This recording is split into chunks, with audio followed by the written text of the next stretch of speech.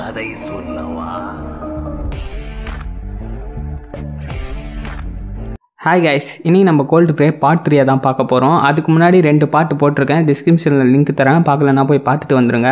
Part 3யோட one-liner பார்த்தீங்கன்னா psycho கொலகாரனாக இருக்கிற அந்த சின்ன பையன் ஏன் அப்படி மாறுறாங்கிறத ஃபோக்கஸ் பண்ணி தான் அந்த கதை போயிட்டுருக்கு. வீடியோக்குள்ளே போகிறதுக்கு முன்னாடி நம்ம சேனல் என்ன சப்ஸ்கிரைப் பண்ணலன்னா மறக்காமல் சப்ஸ்கிரைப் பண்ணி வச்சுக்கோங்க. பக்கத்தில் இருக்க பெல் ஐக்கானை கிளிக் பண்ணி வச்சுக்கோங்க. அப்போ தான் நான் போடுற வீடியோ உங்களுக்கு உடனுக்குடன் நோட்டிஃபிகேஷன் வந்து சேரும். இப்போ வாங்க கதையை டீட்டெயிலாக பார்த்துடலாம். படத்தோட ஸ்டார்டிங் சீனில் அந்த பனி பிரதேசத்தில் இருக்கிற அந்த ஹோட்டலை காட்டுறானுங்க. அந்த ஹோட்டலில் இந்த சின்ன பையனோட அம்மா பிளேட்டெல்லாம் எடுத்து வச்சுட்டு இருக்கும்போது அந்த சின்ன பையனும் அங்கே வந்து நிற்கிறான். அப்போ அந்த சின்ன பையனோட அப்பா அங்கே வந்துட்டு இவன் பகலில் இங்கே பண்ணிட்டு இருக்கான், பகலில் இவனா வெளியவே வரக்கூடாதுன்னு சொல்லிட்டு இவனை கூட்டிகிட்டு போய் ஒரு ரூமில் அடைக்கிறாரு. அப்போ அந்த சின்ன பையன் அப்பா என்னை வெளியே விடுங்கன்னு கத்திட்டு இருக்கான். நான் ஒன்றும் அப்பன் கிடையாதுறான்னு சொல்லிட்டு அவனை அந்த ரூமில் போட்டு அடைச்சிடுறாரு. அடுத்த சீனில் ஒரு போலீஸ்காரன் ஜீப்பில் போயிட்டு இருக்கான். அப்போ அந்த ஜீப்பில் உள்ள எஃப்எம்ல ஓடிட்டு இருக்கு நியூஸ். அந்த நியூஸில் என்ன சொல்லப்படுதுன்னா, அந்த சின்ன பையன் காணாம போய் 2 நாளாக ஆகுது, வெளியே போனவன் இன்னும் ரிட்டர்ன் வீட்டுக்கே வரல அப்படின்னு சொல்லிட்டு இருக்காங்க. அவனை 2 நாளாக தேடுறாங்க. இந்த வெதர் கண்டிஷனில் அவன் கண்டிப்பாக இறந்து போயிருக்கணும், இருந்தாலும் நாங்கள் எக்ஸ்டெண்ட் பண்ணி இந்த ஹோட்டல் பக்கத்தில் தேடிக்கிட்டு இருக்கோம்.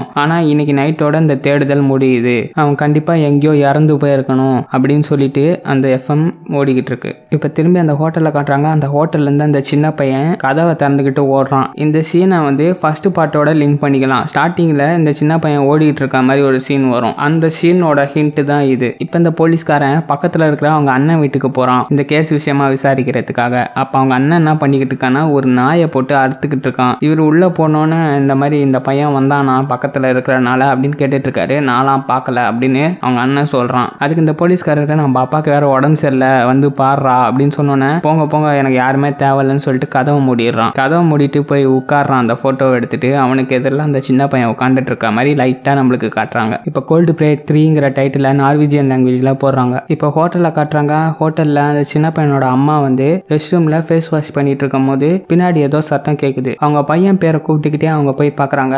அப்போ ஒரு கட்டத்துல அந்த சின்ன பையன் வந்துடுறான். வந்தோடனே நீ இன்னும் சாவலியாடா கண்ணான்னு அவனை கட்டி பிடிச்சிட்டு இருக்காங்க. அப்ப இந்த சின்ன பையன் கத்தி எடுத்து ஒரே குத்தா குத்திடுறான் அவங்க அம்மா வயிற்றுலயே. அவங்க அம்மா சம்பவ இடத்துல விழுந்து இறந்தும் போயிடுறாங்க. இப்ப அந்த கதவு மூடி இருக்கு. அந்த கதவு வாசல்ல ரத்தமா இருக்கு. இதை பார்த்துட்டு அவங்க அப்பா கதவை திறக்கிறாரு. பார்த்தா அவங்க அம்மா இறந்து போயிருக்காங்க. அவர் அதை முட்டி போட்டு பார்த்துட்டு இருக்கும் போது பின்னாடி வந்து அவர் கழுத்துல ஒரே குத்திடுறான். அவரும் சம்பவ இடத்துல ரத்தம் கக்கி இறந்து போயிடுறாரு. இப்ப 12 வருடங்களுக்கு பிறகு அப்படின்ட்டு கதையை ஸ்டார்ட் பண்றாங்க. இப்ப 6 பேர் கொண்ட ஒரு ஃப்ரெண்ட்ஸ் கேங் ஸ்டார்டிங்ல காமிச்ச அந்த போலீஸ்காரன் கிட்ட லிஃப்ட் கேட்டு வந்துட்டு இருக்காங்க. அந்த போலீஸ்காரன் நீங்க எங்க போறீங்க அப்படின்னு கேட்டுட்டு இருக்கான். அதுக்கு இவங்க அந்த மலைக்கு பக்கத்துல போயிட்டு சும்மா அப்படியே இயற்கையோட படுத்து தூங்கிட்டு அடுத்த நாள் எந்திரிச்சு போலாம் தான் எங்க பிளான், அதுக்காக தான் போய்கிட்டு இருக்கோம் அப்படின்னு சொல்றாங்க. சரி அப்படின்னு பேசிட்டு இருக்கும்போது அங்க உள்ளவங்களாம் தேங்க்ஸ் லிஃப்ட் கொடுத்ததுக்கு அப்படின்னு சொல்றாங்க. பரவாயில்ல, இந்த காட்டுல நீங்க தனியா போய் என்ன பண்ண போறீங்க அப்படின்னு சொல்லிட்டு இவங்க போயிட்டு இருக்கும்போது அந்த போலீஸ்காரனோட அண்ணன் அங்க ஒரு வண்டியை ரிப்பேர் பண்ணிக்கிட்டு இருக்கான். இவர் வண்டியை நிறுத்திட்டு அவங்க அண்ணன் கிட்ட போய் பேசிட்டு இருக்காரு. எனக்கு 2 பசங்க இருக்காங்க, ஆனா அவங்களுக்கு அவங்களோட அங்கிள் தேவை அப்படின்னு பேசிட்டு அவங்க கார் பின்னாடி போய் பாக்குறாரு. அங்க கன் எல்லாம் இருக்கு. இந்த காட்டுக்குள்ள வேட்டையாடக்கூடாது, அது இல்லீகல்னு உனக்கு தெரியாதா அப்படின்னு சொல்லிட்டு இருக்காரு. ஆனா அந்த ஆள் கண்டுக்கிற மாதிரியே தெரியல. சரி இவர் என்ன பண்றாருன்னா வண்டியை ஸ்டார்ட் பண்ணிட்டு போயிட்டு இருக்காரு. அப்ப அந்த 6 பேர் கொண்ட குழுல ஒரு பொண்ணு அப்படியே பார்த்துட்டு இருக்கா பின்னாடி ஜன்னல் வழியா. அப்ப இவரு அந்த பொண்ணு ஒரு மாதிரி பாக்குறாரு. அந்த பொண்ணு பயந்துடுறா அப்படியே. தென் வண்டி அப்படியே போய்கிட்டு இருக்கு. அந்த மலை கிட்ட போனோன்னா அந்த போலீஸ்காரர் வண்டியை நிறுத்திட்டு இங்க இருந்து கொஞ்சம் தூரம் நடந்து போனீங்கன்னா நல்ல நல்ல ஸ்பாட் எல்லாம் இருக்கு, அங்க நீங்க மீன் கூட பிடிச்சிக்கலாம் அப்படின்னு சொல்லிட்டு இருக்காரு.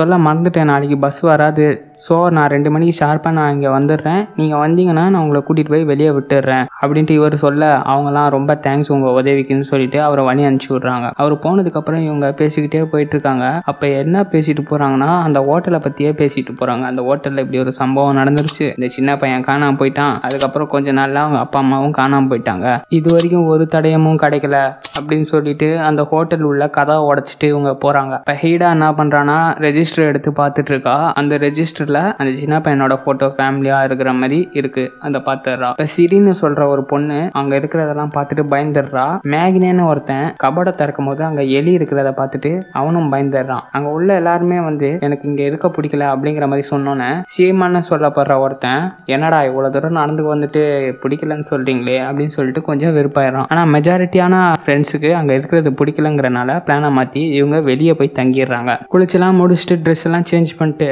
சாப்பிட்றதுக்கு போடுறதுக்கு என்ன இருக்கு அப்படின்ட்டு ஆண்ட்ரே வந்து அவங்க ஆள் ஹீடாட்ட கேட்கறான். ஹீடா நான் எதுவுமே கொண்டு வரல அப்படின்னு சொல்றா. அப்ப சீமன் என்ன பண்றானா, என்கிட்ட கோல்டு பர்கர்ஸ் இருக்குன்ட்டு 2 பர்கர் எடுக்கிறான். அப்ப நம்ம சிரியும் என்கிட்ட ஒரு 6 பீர் இருக்குன்னு சொல்லிட்டு அவ ஒரு 6 பீர் அங்க வைக்கிறா. இவங்க எல்லாருமே ஜாலியா அங்க பீர் குடிச்சிட்டு இருக்காங்க.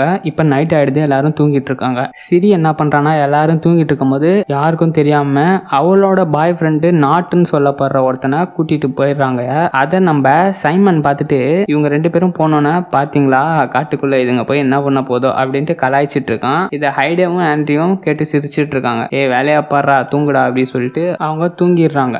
சிரியும் நாட்டும் காட்டுக்குள்ள ரொமான்ஸ் பண்ணிட்டு அப்படியே ஓடி பிடிச்சிலாம் விளையாண்டுட்டு இருக்காங்க. ஒரு இடத்துல போய் சிரி நின்னுட்டு நாட்டை கூப்பிடுறா. நாட்டும் போய் பாக்குறான். சிரிக்கு முன்னாடி ஒரு மானு கயிறுல தொங்கிட்டு இருக்கு. இதை பார்த்துட்டு இவங்க 2 பேரும் ஒரு ஸ்டெப் எடுத்து முன்னாடி வைக்கும் போது அந்த இடம் ஒரு ட்ராப், மிருகங்களை வேட்டையாடுறதுக்காக அங்க ட்ராப் செட் பண்ணி வச்சிருக்காங்க. அந்த ட்ராப்ல இவங்க போய் மாட்டிக்கிறாங்க. அப்ப என்ன ஆயிடுதுன்னா, நாட்டுக்கு வயிற்றுலயே அந்த கூர்மையான கொம்பு குத்தி அவன் அடிபட்டு அங்கேயே கிடக்குறான். இப்ப சிரி கிட்ட சொல்றான், என்னால முடியல, நீ உதவிக்கு ஆளை கூட்டிட்டு வா வெளியே போயிட்டு அப்படின்னு சொன்னோன்னா நம்ம சிரியும் கிளம்பி போறா. அப்ப என்ன ஆகுதுன்னா, சிரி போன கொஞ்ச நேரத்திலேயே நாட்டுக்கு ஏதோ சத்தம் கேக்குதுன்னு கண்ணை திறந்து பாக்குறான். அவனுக்கு எதிரில் அந்த சைக்கோ கொலைகாரன் இறங்கி ஒரே அடி சம்பவ இடத்துல நாட்டு காலி. இப்ப நாட்டை தரன்னு அந்த காட்டுக்குள்ள எடுத்துட்டு போயிட்டு இருக்கான். சிரியா காட்டுறாங்க. சிரி ஹெல்ப் ஹெல்ப்னு அந்த காட்டுக்குள்ள கத்திட்டே போயிட்டு இருக்கா. இப்ப இந்த கொலைகாரன் நாட்டை இழுத்துட்டு போய் ஒரு வீட்டுக்குள்ள நாட்டோட கை காலை கட்டி போட்டு அவன் வயிற்ற குத்தி கிழிச்சிட்டு இருக்கான். நாட்டு கத்திட்டே இருக்கான். அவன் வாயை பொத்திட்டு அப்படியே வயிற்ற குத்தி கிழிச்சு குடலை வெளியே எடுத்துறான். நாட்டு அங்கேயே இறந்தும் போயிடறான். இப்ப சரி ஹெல்ப் கேட்டுட்டு அவளும் அந்த குழியில விழுந்தனால அவளுக்கும் அடிபட்டு இருக்கனால ரோட்ல வந்து மயங்கி விழுந்துடுறா. அவ மயங்கி விழுந்தோன்னா அவளுக்கு எதிரில் ஒரு கார் வருது. அந்த கார்ல யாரு இருக்கான்னு பார்த்தா அந்த போலீஸ்காரனோட அண்ணன். இப்ப சரி அவளோட பாய் ஃப்ரெண்ட் வந்து அந்த குழியில மாட்டிக்கிட்டான், அவனுக்கு அடிபட்டிருக்கு, அவனுக்கு உதவி தேவை அப்படின்னு இவங்கிட்ட சொல்லிட்டு இருக்கா. பாத்துக்கலாம், நீ வா முதல்ல வந்து ரெஸ்ட் எடு, நான் போய் பாத்துக்கிறேன்னு சொல்லிட்டு இவளை கார்ல ஏத்தி கூட்டிட்டு போயிட்டு இருக்கான் அவனோட வீட்டுக்கு கூட்டிட்டு போயிட்டு அங்க ஒரு ரூமுக்குள்ள போறான். பார்த்தா அந்த சைக்கோ கொலைகாரன் நாட்டை துண்டு துண்டா வெட்டிட்டு இருக்கான். என்னடா பண்ணிட்டு இருக்க, பைத்தியமாவடா பிடிச்சிருக்கும் உனக்கு, மிருகத்தை தாண்டா நம்ம வேட்டையாடணும், நீ என்னடா மனுஷங்களை வேட்டையாட ஆரம்பிச்சுன்னு சொல்லி கொலைகாரனை கத்துன்னு கத்திட்டு சரி இதை சீக்கிரம் கிளீன் பண்ணு அப்படின்னு சொல்லிட்டு இவன் வெளியே வரான். சிரி கார்ல இருந்து பாத்துக்கிட்டே இருக்கா. சிரியை பார்த்துட்டு இவன் வீட்டுள்ள போயிட்டு லைட் எல்லாம் போட்டுட்டு இருக்கான். அப்ப சிரி என்ன பண்றான்னா, காரை ஓபன் பண்ணிட்டு அந்த ரூமுக்குள்ள என்னதான் இருக்குன்னு சொல்லிட்டு போய் பாக்குறா. பார்த்துட்டே இருக்கும்போது அங்க ஒரு இடத்துல மூடி இருக்கு. அதை ஓபன் பண்ணி பார்த்தா நம்ம நாட்டு துண்டு துண்டா கிடக்குறான். இதை பார்த்துட்டு நம்ம சிரி அங்கேயே கதறி அழுவுறா.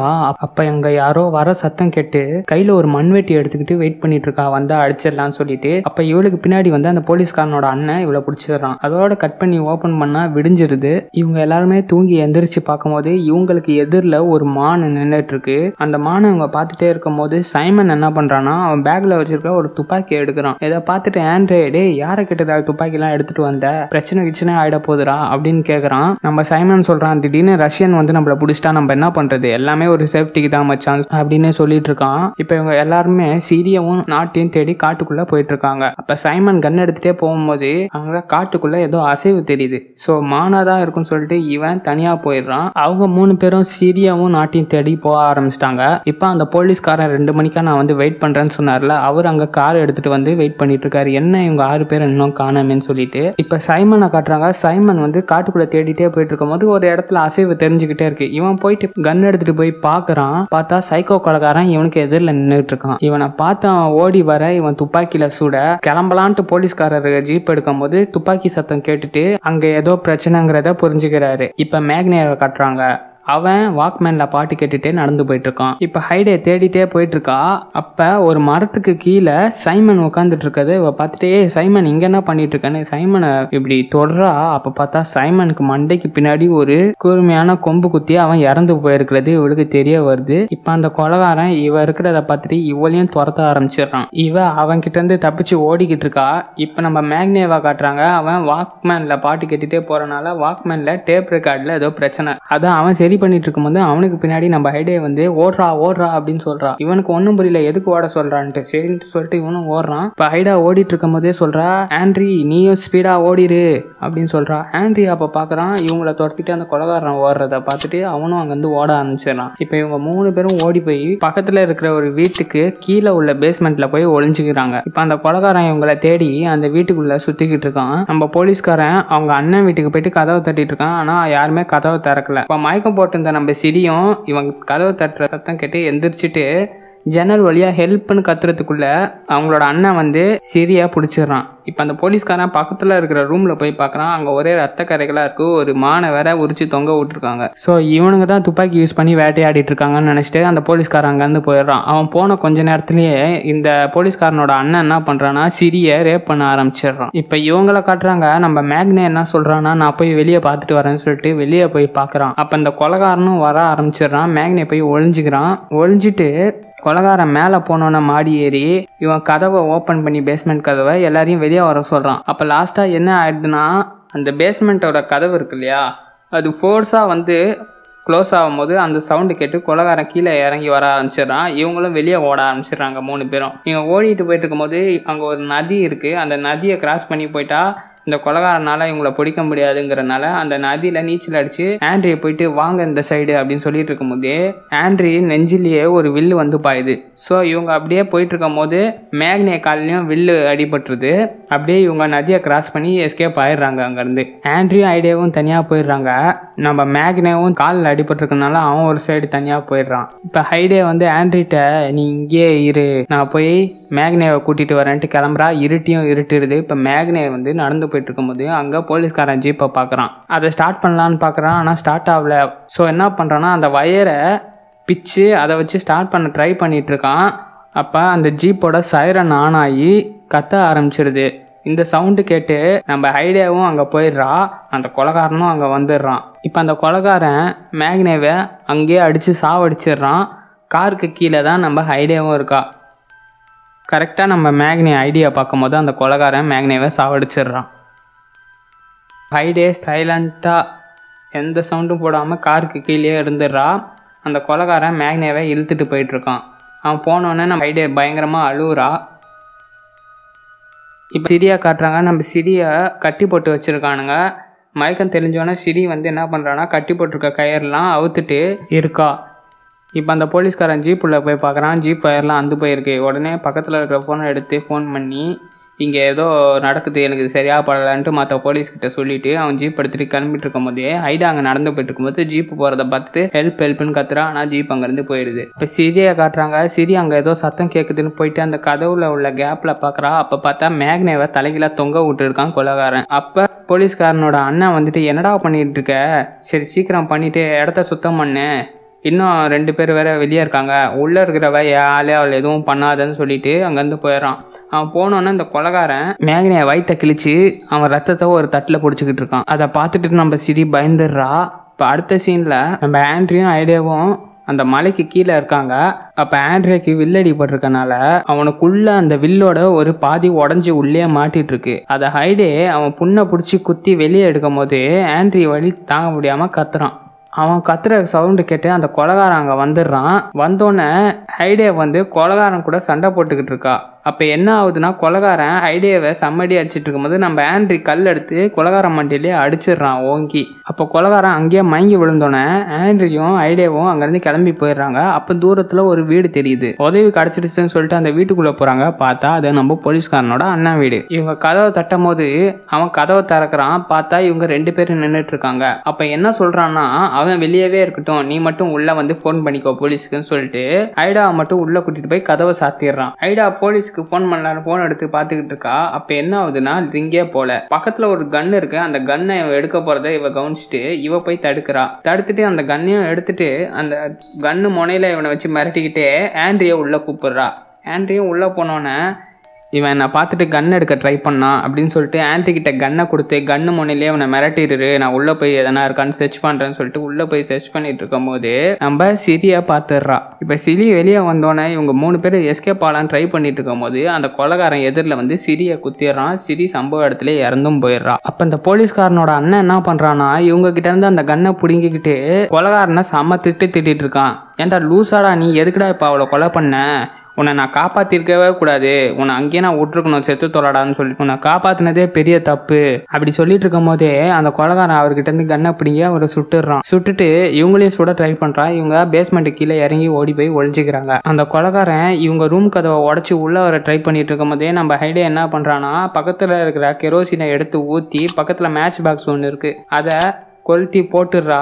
அந்த இடம் எரிய ஆரம்பிச்சோன்னா அந்த கொலைகாரன் அங்கேருந்து போயிடுறான். இப்போ என்ன பண்ணுறான்னா ஆண்ட்ரிய ஜன்னல் வழியாக அனுப்பிச்சி விட்றா. அப்போ ஆண்ட்ரி பாதி தூரம் போனோன்னே அந்த கொலைகாரன் மேலே நின்றுக்கிட்டு கெடப்பாறையில் ஒரே குத்தி ஆண்ட்ரிய சாவடிச்சிடுறான். இப்போ நம்ம ஐடியாவுக்கு செம கோவம் வந்துடுது. இவனை சாவடிச்சுட்டு தான் இங்கேருந்து போகணும்னு சொல்லிட்டு அந்த கன்னை வந்து தேடுறா. அதை போலீஸ்காரனோட அண்ணன் எடுத்து வச்சுருக்கான், புல்லட்லாம் போட்டு லோட் பண்ணி. அதை அவன்கிட்டருந்து எடுத்துகிட்டு வெயிட் பண்ணிகிட்டு இருக்கா. அப்போ போலீஸ்காரன் வந்துடுறான். போலீஸ்காரன் வந்தோடனே கன்னை கீழே போடுன்னு சொல்கிறான். இவ கன்னை கீழே போடலான்னு கீழே போடுறா. அப்போ இவருக்கு பின்னாடி அந்த கொலைகாரன் வந்துடுறான். ஸோ இவ கன் எடுத்து அவனை சுட ட்ரை பண்ணும்போது போலீஸ்காரர் என்ன நினச்சாரு தெரியல, இவ தன்னை தான் அட்டாக் பண்ண போகிறான்னு நினச்சிட்டு இவர் அவளை சுட்டுடுறாரு. அவள் இறந்துடுறா. அந்த கொலைகாரன் அமைதியாக அங்கேருந்து போயிடுறான். இப்போ அந்த போலீஸ்காரரு அங்கே உள்ள டெட் பாடிலாம் எடுத்துகிட்டு வந்து வெளியே போட்டு அப்படியே பார்த்துட்டு இருக்காரு அந்த வீட்டையே. இப்போ அந்த கொலைகாரன் போய் அந்த ஹோட்டலையே பார்த்துட்டு நின்றுட்டு இருக்கான். அதோட இந்த படம் முடியுது. இதுக்கப்புறம் என்ன நடக்குங்கிறத நம்ம பார்ட் 1 பார்ட் 2ல சிங்க் பண்ணிக்கலாம். அந்த ஹோட்டலில் என்ன நடக்குது அதுதான் பார்ட் 1. அந்த கொலைகாரனுக்கு என்ன நடக்குதுங்கிறது பார்ட் 2. அவன் எப்படி கொலைகாரன் ஆனாங்கிறது தான் பார்ட் 3. அதாவது இந்த போலீஸ்காரனோட அண்ணன் வந்து இந்த மிருகங்களெல்லாம் வந்து ஸ்டார்டிங்லேயே வந்து வெட்டிட்டு இருப்பான்ல. ஸோ அவன் கூட சேர்ந்து மிருகங்களை வேட்டையாடிட்டு இருக்கும்போது தற்செயலாக மனுஷங்களை வேட்டையாடுறது இந்த கொலைகாரனுக்கு பிடிச்சி போயிடுச்சு. இப்படி வர்றது தான் இந்த கொலைகள் சம்பவங்கள்லாம். ஸோ வீடியோ பிடிச்சிருக்குன்னு நினைக்கிறேன். பிடிச்சிருந்தா லைக் பண்ணுங்கள், ஷேர் பண்ணுங்கள், சப்ஸ்கிரைப் பண்ணி சப்போர்ட் பண்ணுங்கள். வேறு வீடியோவில் நான் உங்களை வந்து சந்திக்கிறேன். until then take care, love you all, bye.